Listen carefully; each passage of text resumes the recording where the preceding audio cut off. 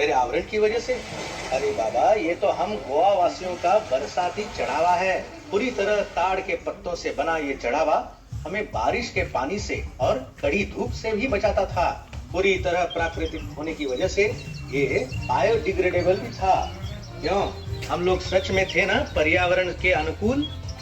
वास्तव में गुजरे जमाने में हम गोवा वासी प्रकृति पर ही निर्भर थे। हमारे खान पान में भी प्रकृति से मिलने वाले उत्पाद का ही उपभोग होता था और हमारा सबसे मन भावन है मच्छी। आपकी दाहिनी तरफ थोड़ा आगे दो मछुआरे जाल लेकर समुद्र की ओर जा रहे हैं। उनके कपड़ों से स्पष्ट पता चलता है कि एक हिंदू है और दूसरा क्रिस्ती। उन दिनों में हम काश्ती अथवा लॉइन क्लॉथ पहनते थे। पीछे जो दिख रहा है वो नमक की खान है। समुद्र का खारा पानी ऐसी ही खानों में छोड़ा जाता जहां तेज धूप में पानी बाष्पित होकर नमक पीछे रह जाता। अब आप आगे बढ़कर पिट्टू सेन लीजिए।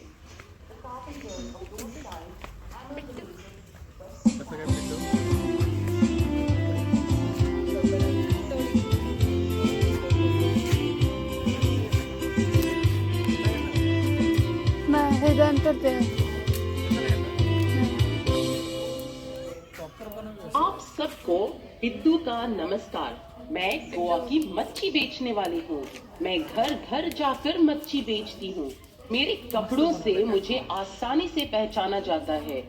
विशिष्ट खुले हुए आस्तीन का ब्लाउज और स्पष्ट आकृति की फैली हुई स्कर्ट। ये भाग उस जमाने के कुछ घरों और व्यवसायों को दर्शाएगा जो समुद्र तट के पास होते थे।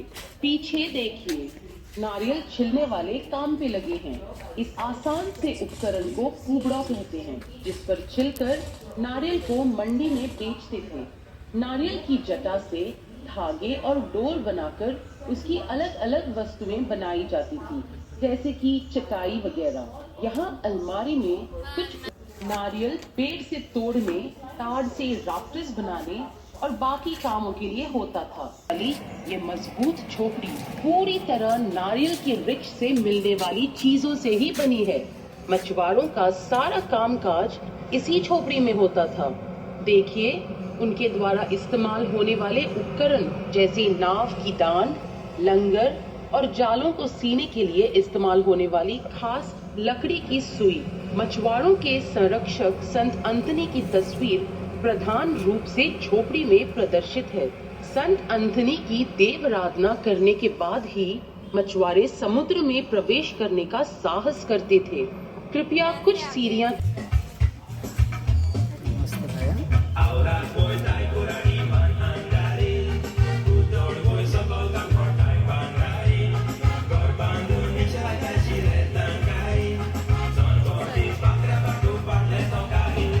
सीढ़ियां चढ़ने के बाद दाहिनी ओर जुआओं का घर है, जिसकी दीवारें मिट्टी की बनी हैं और फर्श पर गोबर का लेप लगा हुआ है।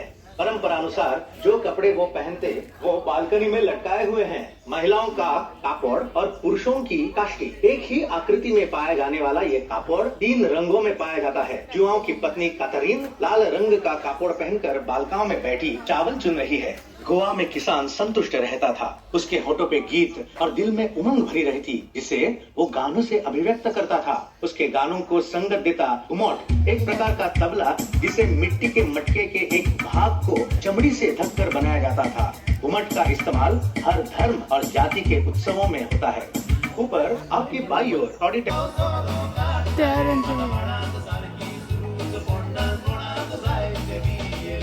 उसके एक हाथ में नारियल के अर्क से भरा हुआ बर्तन और दूसरे में हाथ दराती है, जिससे वो ऊपरी पत्तों को तराशता है। इस नारियल के अर्क से गोवा का अमृत पीणी सारभूत होती है।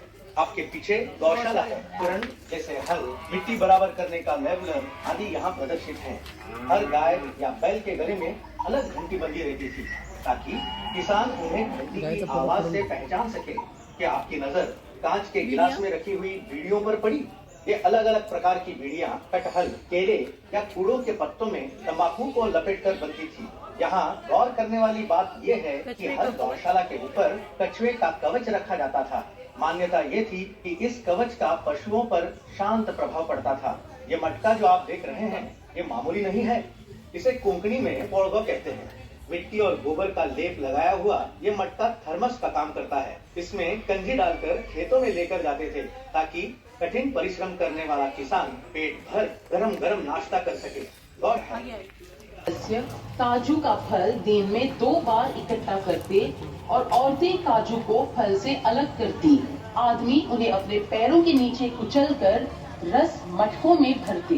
किण्वित रस को एक बड़े मटके में डालकर उबाला जाता है और उससे उठने वाली वाष्प को छोटे मटके में संयमित किया जाता है। इस मटके को पानी डालकर ठंडा किया जाता है, तब जाके पहला सारभूत खुराक बनता है, जो एक हल्की शराब है। इसे खासकर गर्मी के महीनों में पिया जाता है। खुराक को एक बार फिर जब और किण्वित रस से मिलाकर उबालते हैं, तब जो दूसरा सारभूत होता है उसे काजू फेरी कहते हैं। यह काफी तेज हरी साड़ी वाली महिला कर रही है।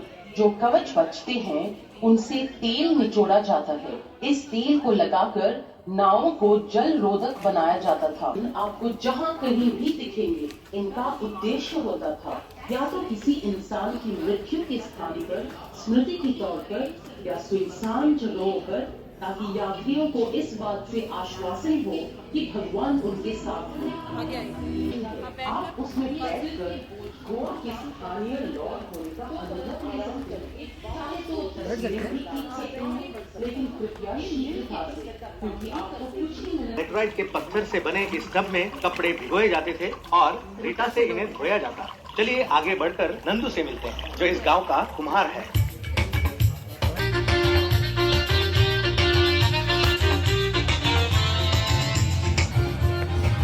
महत्वपूर्ण होता था क्योंकि ज्यादातर घरेलू वस्तुएं मिट्टी की थी। इन बर्तनों को बनाने की विधि के अलग अलग पड़ाव यहाँ प्रदर्शित है। मिट्टी को छानने से लेकर कच्चे बर्तन को पकाने तक। नंदू के बगल में इनाज का कारखाना भी है। पर्दे के पीछे उसकी बीवी बच्चे को खाना खिलाती दिख रही है। इस तरीके को भारतीय नमूने से मिश्रित कर वाकई में कलावना है। बड़े के पेशे के उपकरण और उनके द्वारा पहने जाने वाले वस्त्र यहाँ प्रदर्शित हैं। आपके भी के पहाड़ी इलाकों में बसता है और ज्यादातर बकरियों की देखभाल करता था। उसके पास कुछ गोधन भी होते थे। जब उसकी जरूरत पड़ती, खासकर खेतों में बीज बोने के समय या फसल काटने के समय, तब वो नीचे आकर किसानों की मदद करता। बदले में अपने उपभोग के लिए अनाज ले जाता था। तंगट हमेशा एक कंबल लेके चलता, जो वो प्रत्येक व्यक्ति और जगह का एक निगहबान फरिश्ता होता है। यहाँ सीढ़ी के बगल की जगह इस गांव के संरक्षक राखौंदार को समर्पित है। जब भी गांव वाले बाहर यात्रा करते तो अपनी और घर वालों की सलामती के लिए 7 दिए जलाते थे। उन दिनों राखौंदार को मिट्टी के घोड़े भेंट चढ़ाते थे। आजकल अगरबत्ती और नारियल चढ़ाए जाते हैं। आप सीढ़ियाँ चढ़कर गाँव का दौरा शुरू होने वाला है।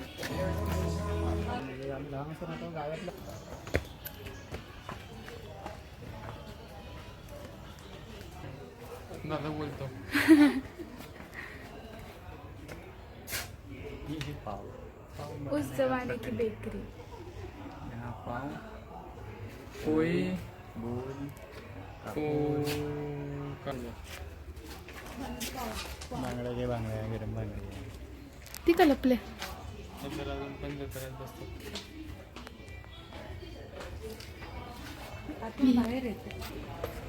खाली पण अरे साईडला. Please do not cross the laddoo. हे आपल्या यात्रेत येतात ना ते लाडू मावा ते काय पेनोरी जलेबी बोलतात. ती जांभळेवाली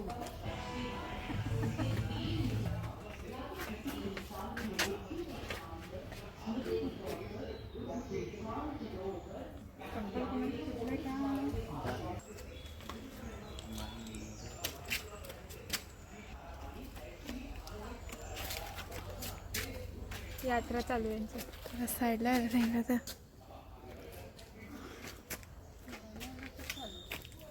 हीच आहे.